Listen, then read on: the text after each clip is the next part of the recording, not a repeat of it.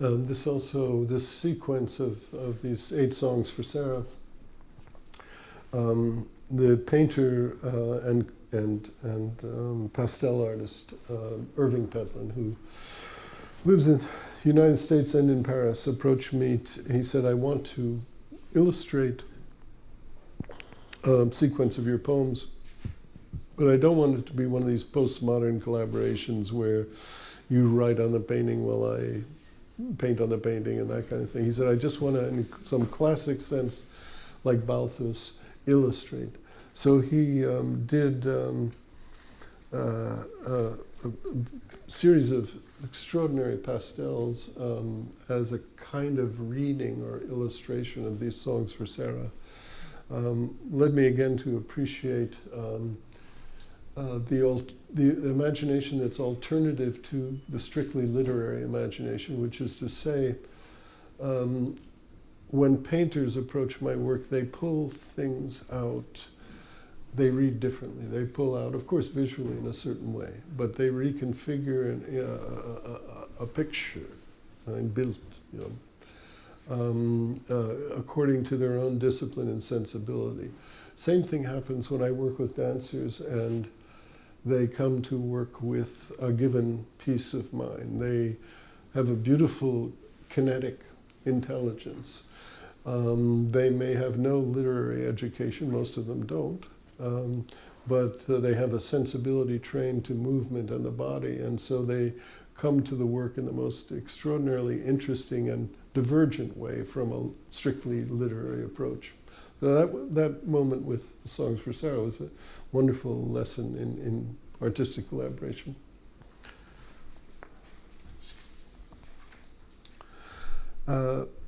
We'll now move on to Poems from Sun, the last volume in this collection of 3 volumes.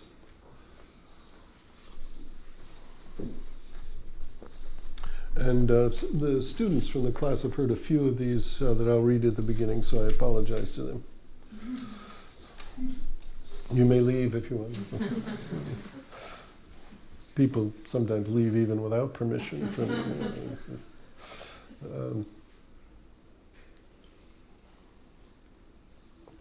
I remember talking with the phenomenon in the dance world with John Cage and Merce Cunningham one afternoon. We were having lunch. And they said, well, there was a period of time when if people didn't begin to leave the theater halfway through, we thought we were really doing something wrong. John always felt that way. This is 5th prose. You have that 159. And it was written as a kind of homage to Osip Mandelstam, who had a remarkable piece called 4th Prose, that you can find in some of his collected writings about poetry.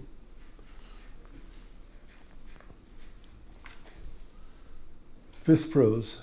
Because I'm writing about the snow, not the sentence. Because there is a card, a visitor's card, and on that card there are words of ours arranged in a row. And on those words we have written house. We have written leave this house. We have written be this house. The spiral of a house channels through this house.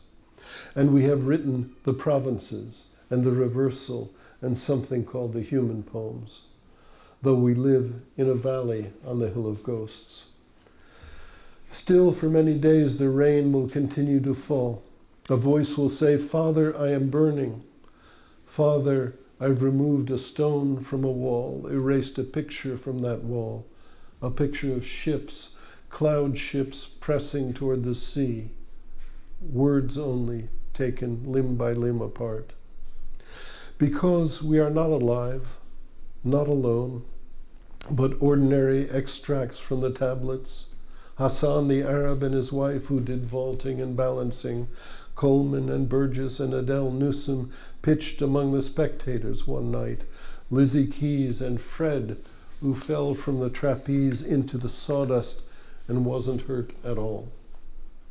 And Jacob Hall, the rope dancer, Little Sandy and Sam Salt.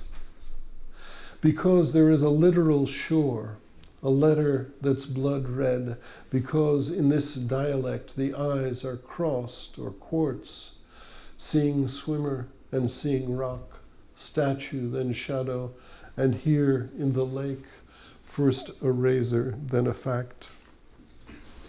Femte prosa, fordi jeg skriver om sneen, ikke sætningen, fordi der er et kort, et gæstekort, og på det kort er der ord, som tilhører os, arrangeret på række. Og på disse ord har vi skrevet hus, har vi skrevet forlad dette hus, har vi skrevet vær dette hus, husets spiral, kanaler gennem dette hus. Og vi har skrevet provinserne og reverseringen og noget kaldet de menneskelige digte, selvom vi bor en dag ved spøgelsesbakken. Regnen vil fortsætte med at falde mange dage nu. En stemme vil sige, far, jeg brænder. Far, jeg har fjernet en sten fra en mur. Udvisket et billede fra den mur. Et billede af en flåde af skyer, der trykker sig mod havet.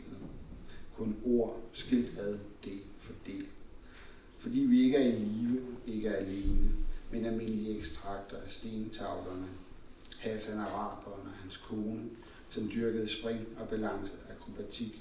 Coleman og Burgess og Adele Newsom slyngede ud blandt tilskuerne en aften. Lizzie Keys og Fred, der faldt fra trapetsen, ned i savsmøllet og slet ikke kom til skade. Og Jacob Hall, linjedanseren, Lille Sandy og Sam Salt. Fordi der er en konkret kyst, et bogstav, som er blodrødt, fordi øjnene i denne dialekt skiler eller er kvarts, ser sømmer og ser klippe, status og skygge, og her i søen først en kniv, så et faktum.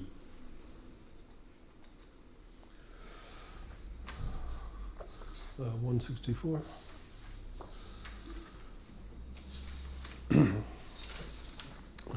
This is all from the Baudelaire series, which opens the volume after this introductory poem, and it's a kind of homage to some of the origins of contemporary lyric in all its social and aesthetic complexity that Baudelaire represented, and also its outsider sensibility. I once read a biography of Baudelaire where I learned that he had applied for membership in the Académie Française. I thought, well, that's how crazy Baudelaire was. Somehow he didn't make it. And many people now forgotten did.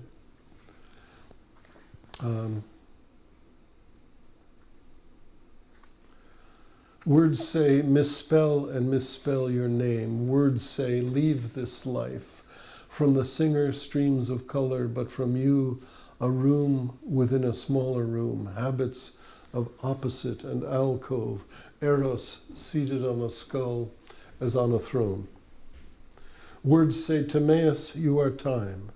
A page is edging along a string, never sleep, never dream in this place. And altered words say, O is the color of this name, full of broken tones, silences we mean to cross one day.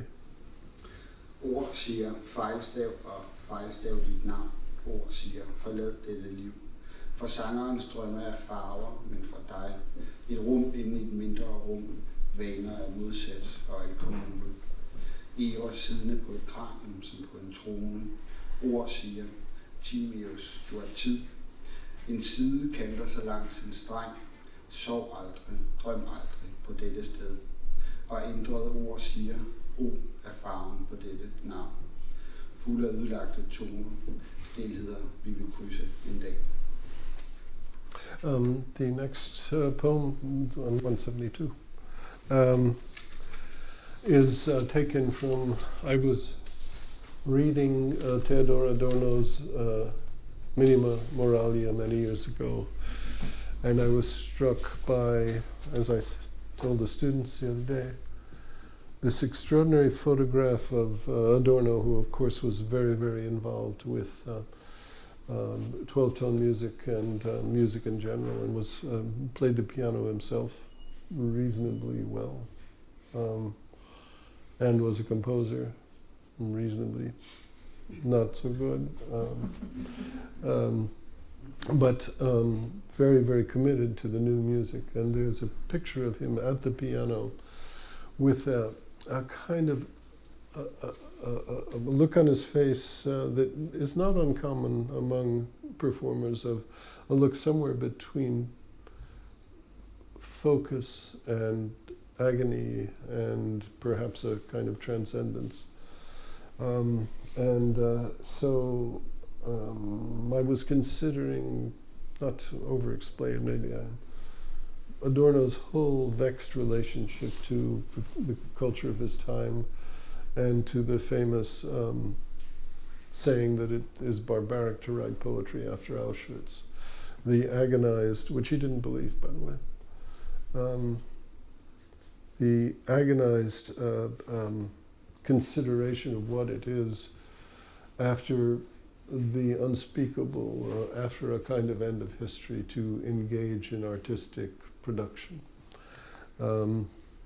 So, a man undergoes pain sitting at a piano, knowing thousands will die while he is playing. He has two thoughts about this. If he should stop, they would be free of pain. If he could get the notes right, he would be free of pain. In the second case, the first thought would be erased, causing pain. It is this instance of playing, he would say to himself. My eyes have grown hollow like yours. My head is enlarged, though empty of thought. Such thoughts destroy music, and this at least is good. En mand gennemlever smerte, mens han sidder ved et klaver, klar over, at tusinder vil dø, mens han spiller. Han har to overvejelser om det. Hvis han skulle stoppe, ville de blive fri for smerte. Hvis han kunne ramme tonerne rigtigt, ville han blive fri for smerte. I det andet tilfælde ville den første tanke blive slettet, fremkaldende smerte. Det er dette eksempel på at spille musik, vil han sige til sig selv. Mine øjne har vokset som hule som dine. Mit hoved er forstørret, men dog tomt for tanker. Disse tanker ødelægger musik, og det er i det mindste godt. The next poem, Psalm 176, is drawn from the work of the great clinical neurologist Oliver Sacks. In particular, one of his more famous books called Awakenings, about experimenting with drugs to awaken patients in deep traumatic coma. And the sudden burst of consciousness that would occur at certain times in treatment, followed sometimes by frenetic activity and sometimes by a period of normalcy, hyperkineticism, what have you. It was a little bit unpredictable. In any case, it's an extraordinary work in the sense that these people awakening sometimes after a deep coma of 20 to 30 years would be out of time and would be coming to a verbalizing of their condition that was, for me at that point, very interesting, because I was always interested then, still am, in alternative forms of articulation, schizophrenic speech, and so on, which are so full of a kind of information that we tend to repress in normal conversation, normal language use. You say a miracle from heaven. You say, I'm fine, I'm really going blind, gay as a skylark today. You say, I haven't an ache or a pain in me, in my body, inside. I'm fine, I'm really going blind. It's a joy to be alive. I had a visitor tonight with suit and beard and malacca cane, climbed through my window and entered me. Is this such a bad thing? Is this a thing at all? Each evening there's a poppy in my brain which closes before dawn. Whatever happened then will not happen again. Please move my arm. Du siger et mirakel fra himlen. Du siger, jeg har det ok, jeg har det ok, jeg er ved at gå i stå. Munter som en sanglærke i dag. Du siger, jeg har hverken en lidelse eller en smerte i mig, i min krop indeni. Jeg har det ok, jeg har det ok, jeg er ved at gå i stå. Det er en fryd at være i live. Jeg havde en gæst i aftes med jakkesæt og skæg og malerkastok. Kravlede gennem mit vindue og entrerede mig. Er det så slemt? Er det noget i det hele taget? Hver aften er der en valmue i min hjerne, som lukker for dagbøg. Hvad der egentlig skete dengang, vil ikke ske igen. Du kendes min arm. And now we move from you say to she says. The next poem in the Baudelaire sequence is an overriding of Rilke's Orpheus, Eurydice, Hermes poem, describing the drama of the Eurydice being lost. With Hermes as this Hermes, of course, has many, many different identities, and particularly in relation to poetry, but he's also the messenger from the Orphic world to the waking world, from the world of the psyche to the world of reason, among many other things. The messenger, Hermes the messenger. And so this is that, and then kind of imagining I saw it as a Dantescan landscape, or at least a Renaissance landscape of bridges and fiery lakes and so on. She says, into the dark, almost a question. She says, don't see things, this bridge. Don't listen. She says, turn away. Don't turn and return. Count no more lines into the poem. Or could you possibly not have known how song broke apart while all the rest watched? That was years ago. Don't say things. You can't say things. The ground is smooth and rough, dry and wet. Pull the blue coat tighter around you. There are 3 parts to you. I'm not the same anymore. I'm not here where I walk, followed by a messenger confused. He's forgotten his name.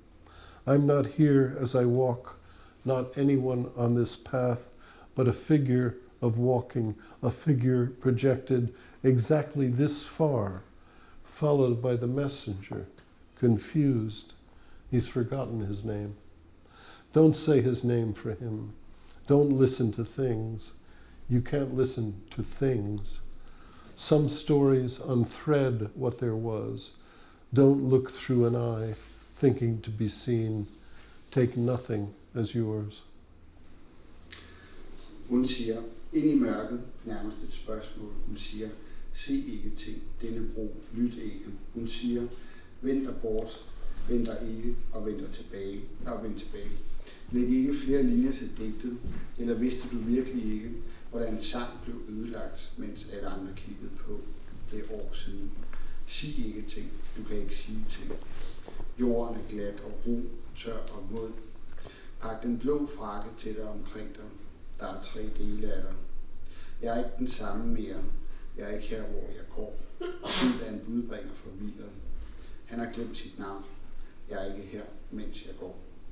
Ikke nogen på denne sti, kun en gangfigur. En figur projiceret nøjagtigt hertil, fuldt af en budbringer forvirret. Han har glemt sit navn. Sig ikke hans navn for ham. Lyt ikke til ting. Du kan ikke lytte til ting. Nogle historier tager tråden ud af det, der var. Se ikke gennem et øje, mens du tror, at du bliver set. Betragt ingenting som dit. There's an extraordinary